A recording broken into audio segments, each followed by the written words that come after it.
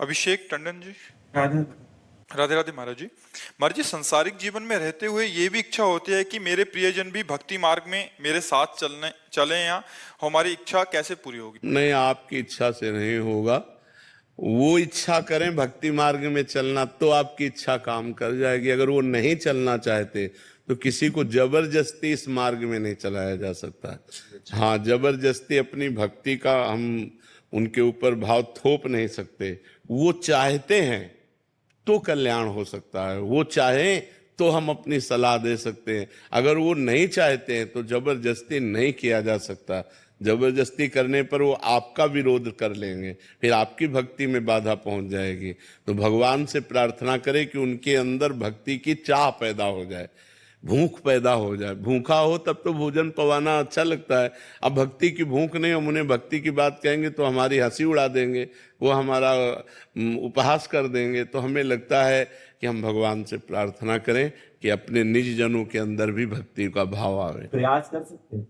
नहीं, इसमें प्रयास भी क्या सफल होगा? आप जैसे चलना ही नहीं चाहते, आप भक्ति में चलना ही नहीं चाहते, हम आपसे कहते हैं नाम जप कीजिए, बड़ा मंगल होगा। बात से ना, जैसे आप कहते हैं काशी में कीर्तन करो, तो हमने स्टार्ट करा है, मतलब श्री जी की कृपा से लोगों को जोड़ रहे हैं, लोग आ रहे हैं। वही आ रहे हैं जो आना चाहते हैं, वही जुड़ रहे हैं जो जुड़ना चाहते हैं। हमारी बात समझिए। जो जुड़ना चाहते हैं वो तो जुड़ सकते हैं, और जो जुड़ना नहीं चाहते, हाँ, आप अपने मन को भी नहीं जोड़ सकते।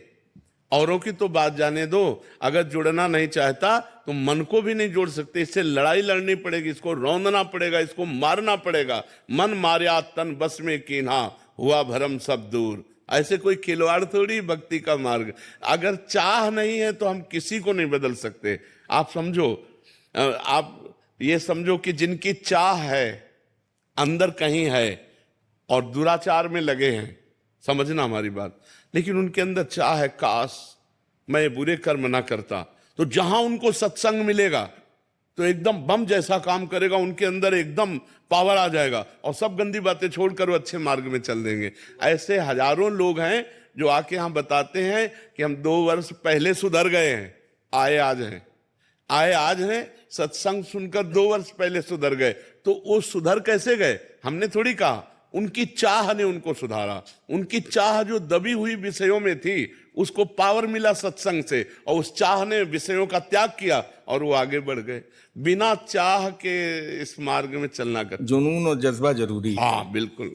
महाराज जी, जो चाहते हैं उनसे अपना अनुभव शेयर किया जाए या फिर उनसे भी अनुभव अपना शेयर नहीं किया जाए? नहीं, जो चाहते हैं उनसे अपना अनुभव नहीं, उसको घुमा के शेयर किया जाए। जैसे हमने एक साधक से सुना कि जो नाम जप करता था उसके पास ये विपत्तियां थी, वो सब नष्ट हो गई।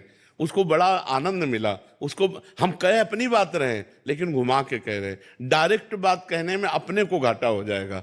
अपनी बात कहे, हमने उन संत से सुना और ये बात बहुत अच्छी लगी।